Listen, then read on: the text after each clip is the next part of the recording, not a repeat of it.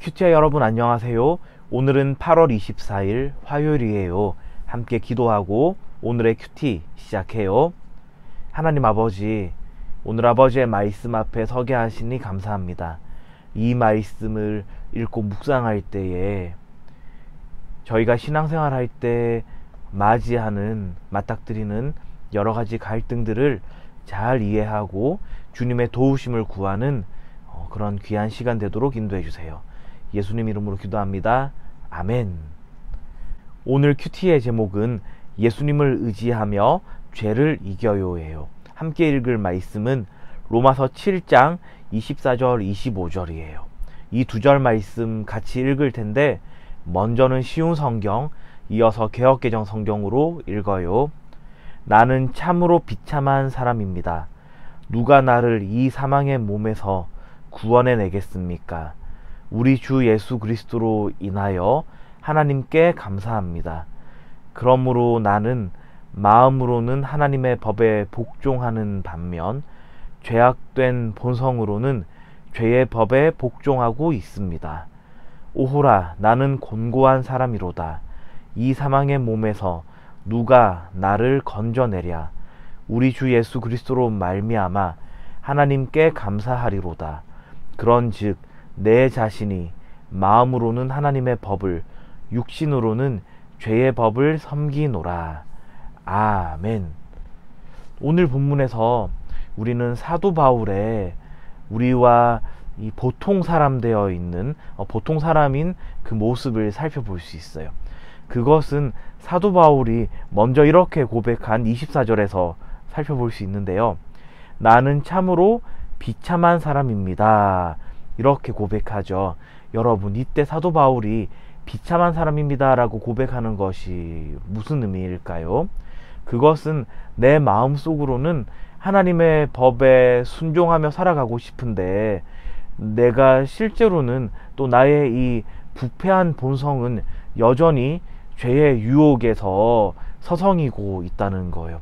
그러니까 내가 생각하고 바라보는 저 이상과 또 내가 실제로 하고 있는 이 현실 속에서 너무나 큰 괴리가 있어서, 거리가 있어서 갈등을 빚는 나의 모습을 볼 때에 나는 어떤 사람이라고 고백하는 거죠?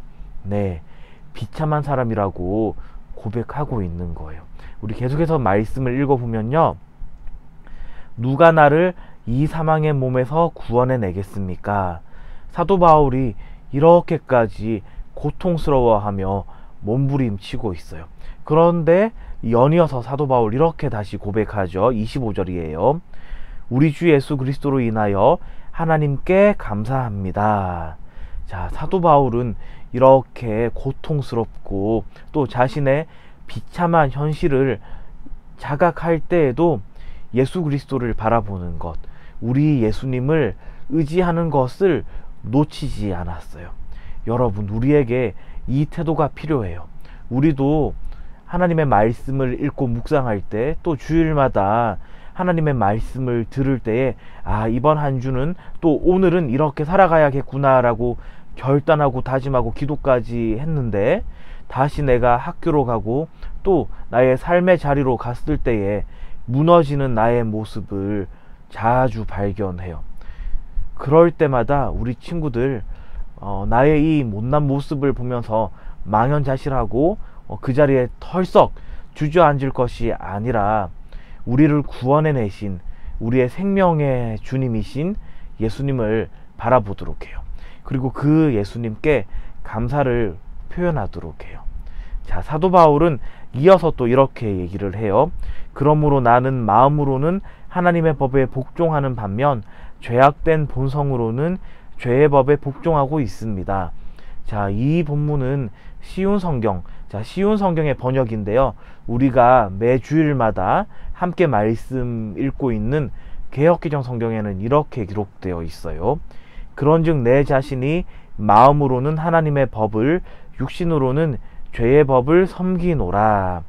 자, 여기서 우리가 사도 바울이 쓴 이 바울 서신이라고 그러거든요.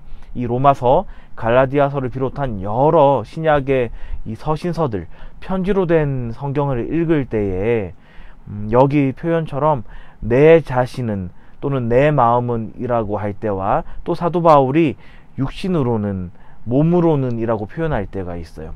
그럴 때 여러분 문자 그대로 내 영혼은 또는 내 마음은 훨씬 소중하고 그것과 반대로 내 몸은 나의 육체는 내 마음보다 덜 소중하구나, 덜 거룩하구나, 이렇게 묵상하지 말아요.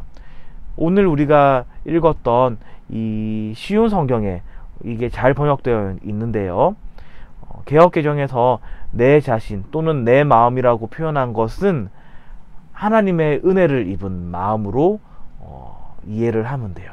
그리고 내 몸, 내 육신이라고 표현되어 있는 것은 부패한 본성.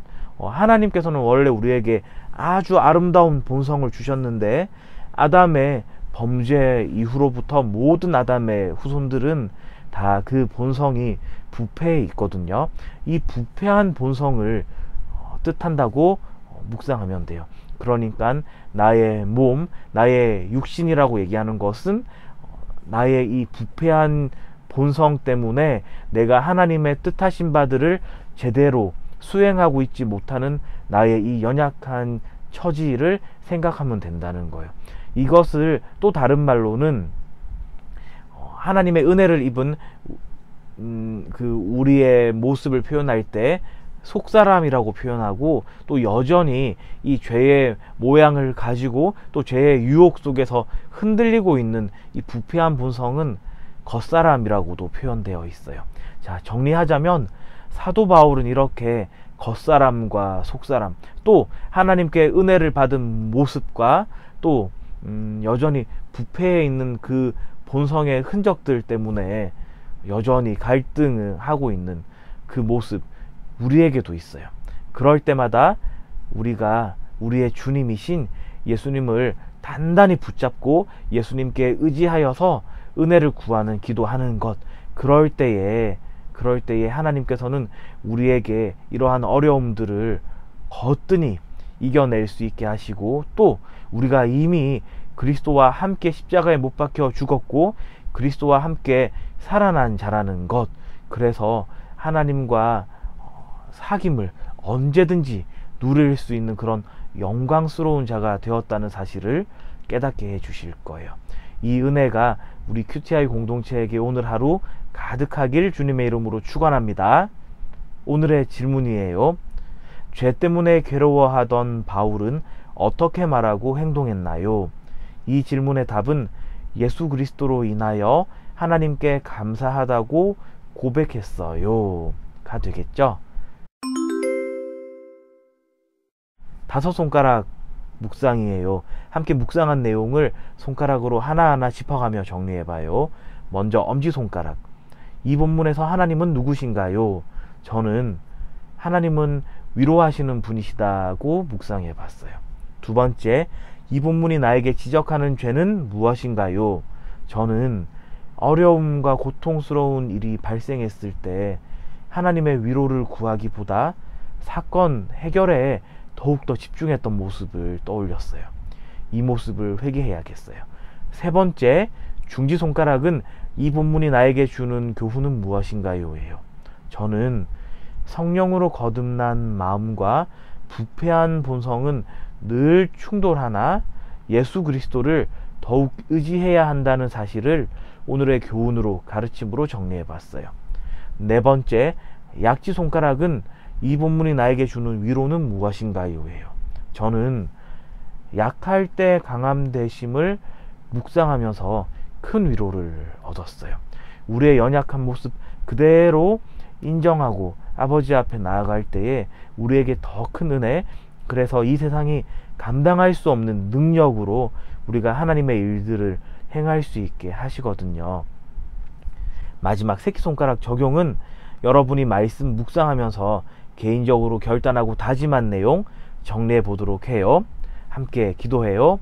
하나님 아버지, 이 말씀을 통하여서 오늘 하루 저희에게 큰 어려움이 찾아오고 또 저희의 이 연약한 모습을 볼 때에 빚어지는 갈등들, 그 앞에서 더욱더 하나님의 은혜를 구하며 또 주님의 위로를 구하는 저희 모두 되도록 인도해 주세요. 그래서 그 주님의 넘치는 은혜가 가득한 복된 하루 되도록 은혜를 더해 주세요. 예수님 이름으로 기도합니다. 아멘.